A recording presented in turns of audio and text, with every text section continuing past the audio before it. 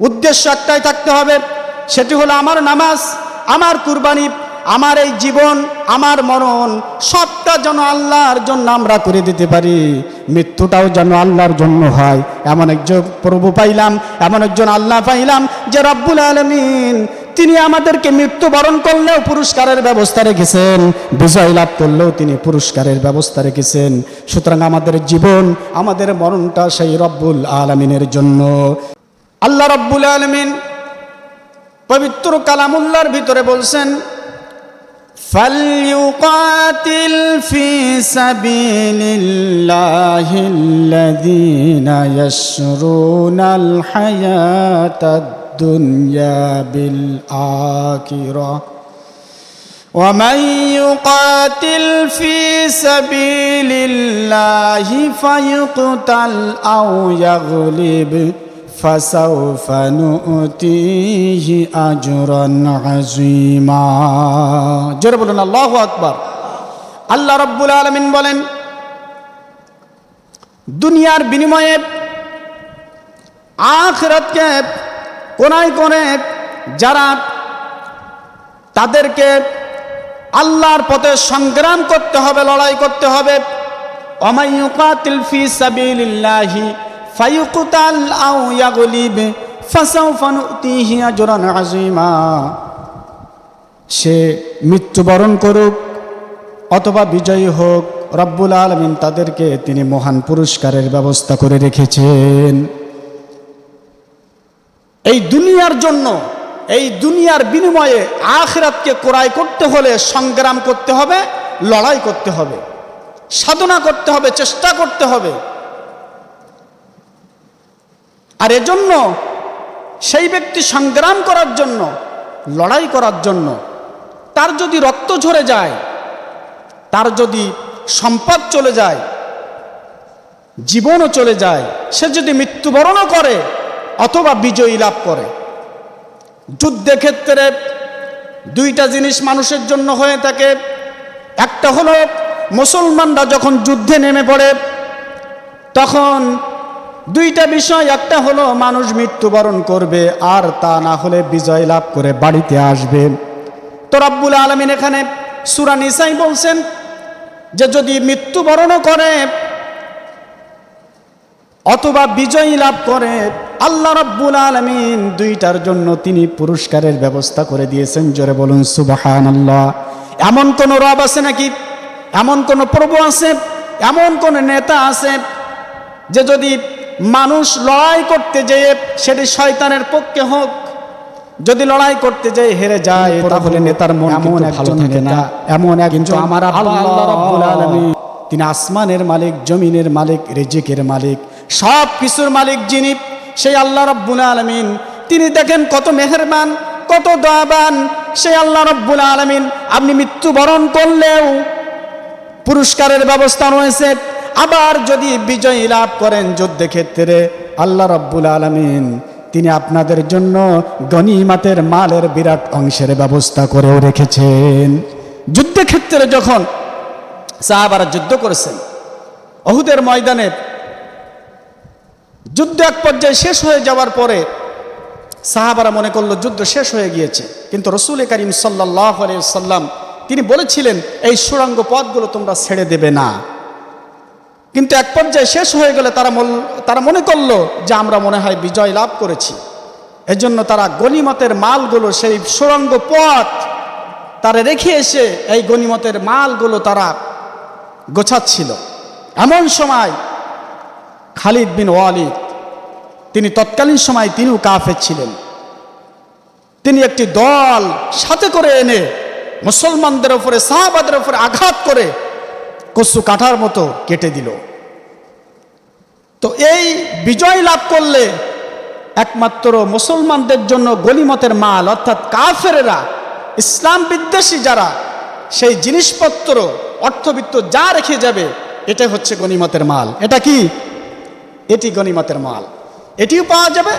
আর মৃত্যুবরণ করলেও রব্বুল আলামিন শহীদের মর্যাদা দিয়ে দেবেন। জোরে বলুন সুবহানাল্লাহি ওয়া বিহামদিহি। শহীদের মর্যাদা হচ্ছে একটি পিঁপড়ে কাটার মতো, একটি সেতুর মতো, এপারে দুনিয়া ওপারে আল্লাহর জান্নাত। জোরে বলুন সুবহানাল্লাহি ওয়া বিহামদিহি। এজন্য দুনিয়ার বিনিময়ে যদি আখিরাত ক্রয় করতে হয় তাহলে আমাদের কি করতে হবে? আমাদের প্রয়োজনে সংগ্রাম করতে হবে, লড়াই করতে হবে আল্লাহর পক্ষে, ইসলামের পক্ষে, কোরআনের নির্দেশ অনুযায়ী আমাদের লড়াই করতে হবে। শুধুমাত্র নামাজ পড়লে আর ব্যবসা বাণিজ্য করে খাওয়া দাওয়া করলেই জান্নাতে যাওয়া যাবে না। জিহাদের কথা, নামাজ বলি, রোজা বলি, হজ বলি, প্রায় প্রত্যেকটা বিষয় চাইতেও জিহাদের ব্যাপারে আল্লাহ রব্বুল আলামিন বিভিন্ন জায়গায় প্রায় 5 থেকে 600 আয়াত আল্লাহ রব্বুল আলামিন নাজিল করেছেন। জোরে বলুন সুবহানাল্লাহি ওয়া বিহামদিহি। এটি মুসলমানরা গুরুত্ব দিতে চায় না। জান্নাতটা অত সহজ না।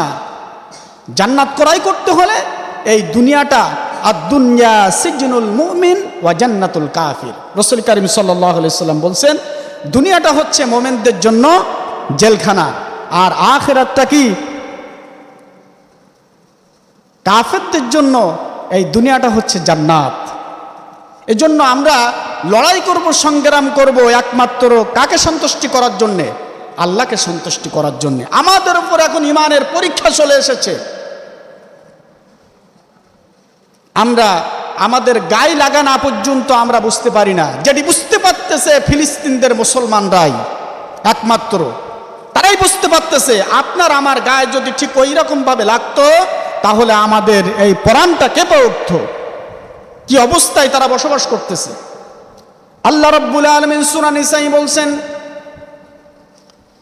وَمَا لَكُمْ لَا تُقَاتِلُونَ فِي سَبِيلِ اللَّهِ وَالْمُسْتَضْعَفِينَ مِنَ الرِّجَالِ وَالنِّسَاءِ وَالْوِلْدَانِ الَّذِينَ يَقُولُونَ رَبَّنَا أَخْرِجْنَا من هذه القرية الظالم أهلها واجعل لنا من لدنك وليا واجعل لنا من لدنك نصيرا।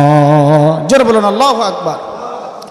রব্বুল আলামিন বলেন, তোমাদের কি হলো যে তোমরা লড়াই করছো না, সংগ্রাম করছো না, জিহাদ করছো না কেন? কি হয়েছে তোমাদের? নারী পুরুষ শিশুরা পর্যন্ত চিৎকার করে আমি আল্লাহ রাব্বুল আলামিন আমার কাছে দোয়া করতেছে এবং তারা বলতেছে রব্বুল আলামিন ইয়াকুলুনা রব্বানা আখরিজনা মিন হাযিহিল ক্বরিয়াতিজ যালিমি আহলুহা। রব্বুল আলামিন এই গ্রাম থেকে, এই এলাকা থেকে হয় আমাদের জন্য কোনো হিতাকাঙ্ক্ষী, কোনো বন্ধু, কোনো সঙ্গী পাঠিয়ে দাও, আর তা না হলে ওয়ালিয়া ওয়াজআল লানা মিন লাদুনকা নাসীরা, আমাদের জন্য কোনো সাহায্যকারী পাঠিয়ে দাও। সেই মক্কার কথা বলছি। মদিনাতে রাসূল করিম সাল্লাল্লাহু আলাইহি সাল্লাম তিনি সাহাবাদেরকে নিয়ে হিজরত করেছিলেন। অল্প কিছু সংখ্যক যারা মুসলিমরাই ছিল তাদের উপরে নির্যাতনের যে রুলার চালিয়েছিল কাফেরেরা, খুব অল্প সংখ্যক মুসলমানরা তারা দুর্বল ছিল। হযরত আব্বাস রাদিয়াল্লাহু তাআলা আনহু তিনি বলেছেন যে আমি এবং আমার আম্মা ওই দুর্বলদের মধ্যে ছিলাম, এবং কাফেরদের এই নির্যাতন এমন পর্যায়ে পৌঁছায় গিয়েছিল যে আমরা আল্লাহ রাব্বুল আলামিনের কাছে বলেছিলাম যে রব্বুল আলামিন আমাদের জন্য কোনো বন্ধু পাঠিয়ে দাও, কোনো হিতাকাঙ্ক্ষী পাঠিয়ে দাও, আর তা না হলে আমাদের জন্য একজন সাহায্যকারী পাঠিয়ে দাও, আমরা সহ্য করতে পারতেছি না। এত নির্যাতন নিপীড়ন সেখানে ছিল। নারী পুরুষ শিশুরাও তাদের উপরে এত নির্যাতন নিপীড়ন চালিয়েছিল, যেটি চালাচ্ছে ফিলিস্তিনদের উপরে, নারী শিশু পুরুষ সকলের উপরে। সেই নির্যাতন, যে নির্যাতন চালিয়েছিল মক্কার উপরে, আজ মুসলমানরা মুসলমানদের কারণেই মার খাচ্ছে। গোটা বিশ্বের মুসলমান যদি এক থাকতো তাহলে বিধর্মীরা, ইসলাম বিদ্বেষীরা মুসলমানদের গায়ে টোকা দেওয়ার সাহস পেত না। কিন্তু আমাদের একতা না থাকার কারণেই আমাদের উপরে যত নির্যাতন নিপীড়ন, আমাদের উপরে রক্ত ঝরানোর কাজও তারা চালাচ্ছে। শুধুমাত্র আমাদের একতা না থাকার কারণে আমরা বেশি ফতোয়া নিয়ে ব্যস্ত আছি। রব্বুল আলামিন তিনি বলেন, আল্লাযীনা আমানু ইউকাতিলুনা ফি সাবিলিল্লাহ ওয়াল্লাযীনা কাফারু ইউকাতিলুনা ফি সাবিলিত তাগুত ফাকাতিলু আউলিয়া আশ-শাইতান ইন্না কাইদাশ শাইতানি কানা দাঈফা। জোরে বলুন আল্লাহু আকবার। আল্লাযীনা আমানু ইউকাতিলুনা ফি সাবিলিল্লাহ, যারা নাকি ঈমান এনেছে, মুসলমান বলে দাবি করে, মুমিন হয়েছে, তাদের কাজ হলো আল্লাহর পথে জিহাদ করা, সংগ্রাম করা, লড়াই করা। আর যারা নাকি কাফের, তাদের কাজ হলো শয়তানের পক্ষে লড়াই করা, সংগ্রাম করা। আর শয়তানের ইন্না কাইদাশ শাইতানি কানা দাঈফা, শয়তানের কূটকৌশল ষড়যন্ত্র সম্পূর্ণই সেটি দুর্বল। শয়তানের যত ষড়যন্ত্র আছে সেটি কি? সেটি দুর্বল। আজ মুসলমানদের ওপরে পরীক্ষা এসেছে। কি এসেছে? মুসলমানদের ওপরে পরীক্ষা এসেছে। আমাদের জিহাদ করতে হবে, সংগ্রাম করতে হবে। যখন যে বিষয়ে জিহাদের প্রয়োজন হবে তখন সে বিষয়ে আমাদেরকে জিহাদ করতে হবে, সংগ্রাম করতে হবে। নফসের বিরুদ্ধে প্রয়োজন হলেও জিহাদ করতে হবে। এখন এমন একটি পরীক্ষা আমাদের উপরে এসেছে যে আজ মুসলমান, ফিলিস্তিনের মুসলমানরা মার খাচ্ছে। তাদের উপরে আপনার আমার পয়সায়, গোটা বিশ্বের মুসলিমদের পয়সায় তারা কি করছে? আপনার আমার পয়সায় আমার বুকে সেই ক্রয় করা বুলেট দিয়ে আমার বুকে মারতেছে। আপনার আমার পয়সায় বোমা কেনা, সেই বোমা দিয়ে আমাদের বুক ঝাঁকঝাঁক করে দিচ্ছে।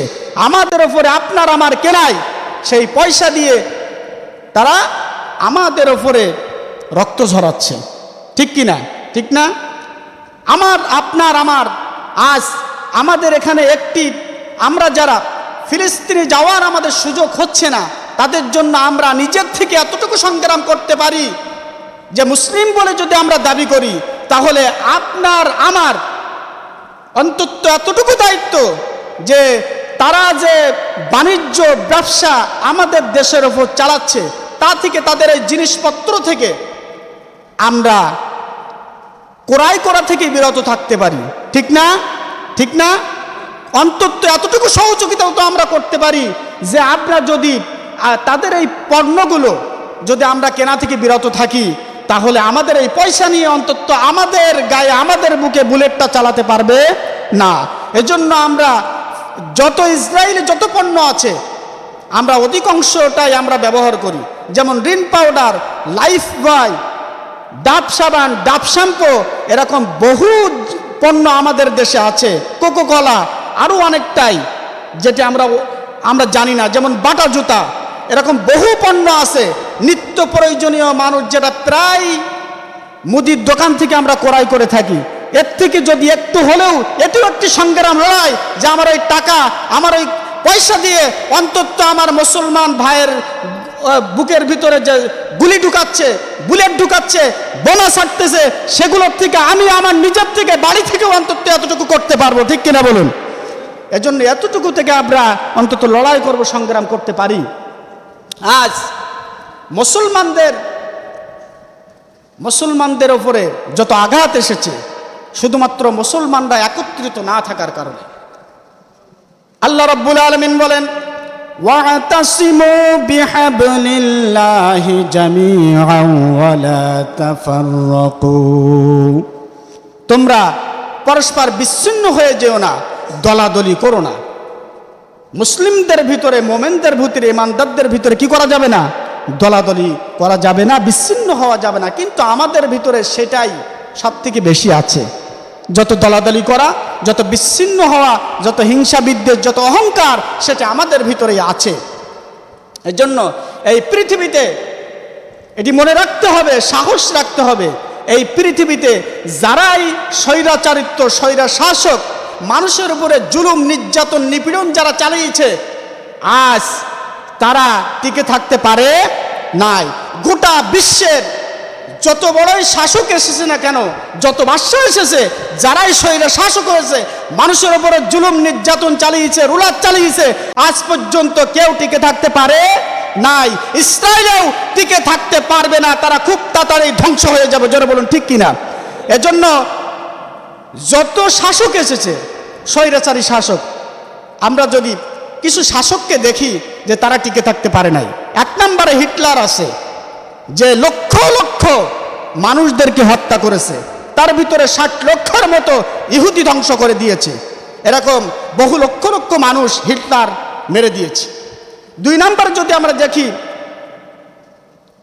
জোসেফ স্ট্যালিন সোভিয়েত ইউনিয়নের প্রতিষ্ঠাতা ছিলেন, তিনিও মানুষদের উপরে জুলুম নির্যাতন মানুষের উপরে করেছেন, তিনিও একজন স্বৈর শাসক ছিলেন। এভাবে করে আমরা যদি দেখি, চীনের একজন স্বৈর শাসক ছিলেন মাও সেতুং, তিনিও পৃথিবীর থেকে চিরবিদায় নিয়েছেন। সুতরাং স্বৈর শাসক যারাই হয়েছেন, উত্তর কোরিয়াতে কিম জং উন ছিলেন, সকলেই দায়িত্ব থেকে হয় দেশ থেকে পালিয়ে গিয়েছে, আর নাই দেশ থেকে জনগণে তাকে হত্যা করেছে, আর নাই পালিয়ে গিয়েছে, আর নাই হত্যা করেছে। এরকম প্রত্যেকটি স্বৈর শাসক যারা এই পৃথিবীতে এসেছে, যেমন আমাদের নিজের শাসককে দেখলাম বাশার আল আসাদ, সেও পালায় জাতি বাধ্য হয়েছে। আমাদের দেশ থেকে যে জুলুম নির্যাতন চালিয়েছে শেখ হাসিনা, আমরা দেখেছি, সকলেই জানি, সেও পালায় জাতি বাধ্য হয়েছে। সে এমন পর্যায়ে স্বৈর শাসিত পর্যায়ে চলে গিয়েছিল, সে বলেছিল বিএনপির লোক, জামাতের লোক যেখানেই দেখবে সেখানে আগুনের মধ্যে এনে ফেলাই দিবে। এটা আমার শুধুমাত্র আমি মুখে বলছি না, এটি অটোমেটিক অনলাইনে মিডিয়ার ভিতরে এখন আছে না? এটি স্বৈর শাসকদের একটি টিকে থাকার জন্য, তারা যখন বেশি দিন টিকে থাকতে চায়, তখন তাদের পিছনের কোনো কথা, আল্লাহর ভয় তাদের মনের ভিতর আর থাকে না। তারা কিভাবে মনে করে যে ক্ষমতাটাই, ফেরাউন এরকম নিজে খোদা দাবি করেছিল, নিজে মনে করেছিল আমি খোদা, আমি সব কিছু। এই স্বৈর শাসকদের কাজ হচ্ছে, গাদ্দাফি 40 বছর ক্ষমতায় থাকার পরেও টিকে থাকতে পারে নাই, সাদ্দামও ঠিক একইভাবে সেও টিকে থাকতে পারে নাই। সুতরাং এই পৃথিবীতে কেউ স্বৈর শাসিত করে মানুষের উপরে নির্যাতন নিপীড়ন চালিয়ে, মানুষদের উপরে বুলেট চালিয়ে, মানুষদের উপরে বোমা চালিয়ে, রক্ত ঝরিয়ে কেউ টিকে থাকতে পারবে না। আমরা খুব তাড়াতাড়ি দেখতে পাবো ইনশাআল্লাহ ফিলিস্তিনের বিজয় হবে ইনশাআল্লাহ। আমাদের এখানে যতটুকু পারি, অর্থ দিয়ে, কথা দিয়ে, শ্রম দিয়ে, জিনিসপত্র, পণ্য, ইসরায়েলি পণ্য কেনা থেকে বিরত থাকে, এতটুকু লড়াই সংগ্রাম যেন আমরা করতে পারি।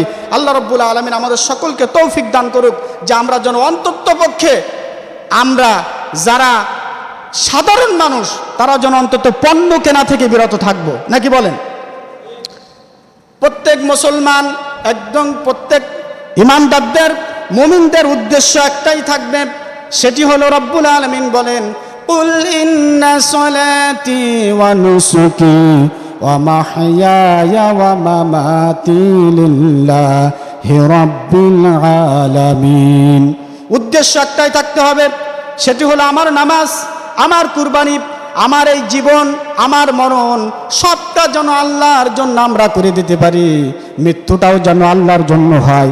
এমন একজন প্রভু পাইলাম, এমন একজন আল্লাহ পাইলাম, যে রব্বুল আলামিন তিনি আমাদেরকে মৃত্যুবরণ করলেও পুরস্কারের ব্যবস্থা রেখেছেন, বিজয় লাভ করলেও তিনি পুরস্কারের ব্যবস্থা রেখেছেন।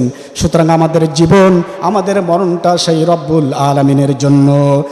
রব্বুল আলামিন বলেন, ইন্নী وجهت وجهي للذي فطر السماوات والأرض حنيفا وما أنا من المشركين। নিশ্চয় আমার সব কিছুকে, আমার নিজের চেহারা, আমার বডি, সব কিছুর থেকে ফিরাই নিয়ে একমাত্র রব্বুল আলামিন তার দিকে ফিরাই দিলাম, আর আমি বললাম আমি মুশরিকদের মধ্যে অন্তর্ভুক্ত নই। সুতরাং জিহাদ করতে হবে। আমাদের সেই সময়, মুসলমানদের জন্য সেই সময় এসে গিয়েছে। আল্লাহ রাব্বুল আলামিন জিহাদ যেন, সংগ্রাম যেন আমরা সকল বিষয়ে, প্রত্যেকটি মুসলমানের যে দায়িত্ব, সেই দায়িত্ব অনুযায়ী যেন আমরা কাজ করতে পারি। ওয়াজাহিদু ফিল্লাহি হাক্কা জিহাদি, জিহাদ করতে হবে জিহাদের মতো। কি করতে হবে? জিহাদ করতে হবে জিহাদের মতো। অনেকে ফতোয়া দিচ্ছেন আপনারা নাম জানেন মুজাফফর বিন মুহসিন। এদিনকে একটি ভিডিও দেখলাম, মুসলমানদের উপরে রক্ত ঝরায়, মুসলমানদেরকে হত্যা করতেছে ইসরায়েলিরা, আর উনি ফতোয়া দিচ্ছেন যে সৌদি আরব সাহায্য করবে কেন, তার অমুকের সাথে বন্ধুত্ব আছে, অমুকের সাথে বন্ধুত্ব নেই। কোন দেশের সাথে বন্ধুত্ব আছে আর কোন দেশের সাথে নেই, এইটা কি মুসলমানের একজন মুসলমানের যখন মারবে এটা দেখার সময় আছে? এখন যদি আপনার বাড়ির পাশে একজনকে জবাই করে দেয়, তাহলে আপনি বলবেন যে ও বেটা আমলিক করে, তাই ওরা এখন আমি ওইটা ঠেকাবো না, সহযোগিতা করব না, এটা বলার কোনো সুযোগ আছে মুসলমানদের জন্য? কিন্তু উনি এখন ফতোয়া দিচ্ছেন যে সৌদি আরব কেন ওদের সহযোগিতা করবে, ও তো হামাসের সাথে বন্ধুত্ব আছে, ইরানের সাথে বন্ধুত্ব আছে। ওরে বেটা, একজন মুসলমান ইন্নামাল মুমিনুনা ইখওয়াতুন ফাসলিহু বাইনা আখওয়াইকুম, একজন মুসলমান একজন মুমিন আরেকজন মুমিনের ভাই। কি এজন্য আসুন আমরা নিজেদের ভিতরে কোনো বিভেদ রাখবো না, আমরা নিজেদের সম্পর্ককে অটুট করবো। আল্লাহ রাব্বুল আলামিন আমাদের সকলকে যেন জিহাদের সেই মন মানসিকতায় চলার তৌফিক দান করেন, সকলে বলে আমিন। ও আখিরি দাওয়ানা আলহামদুলিল্লাহি রাব্বিল আলামিন। আসসালামু আলাইকুম ওয়া রাহমাতুল্লাহি ওয়া বারাকাতুহু।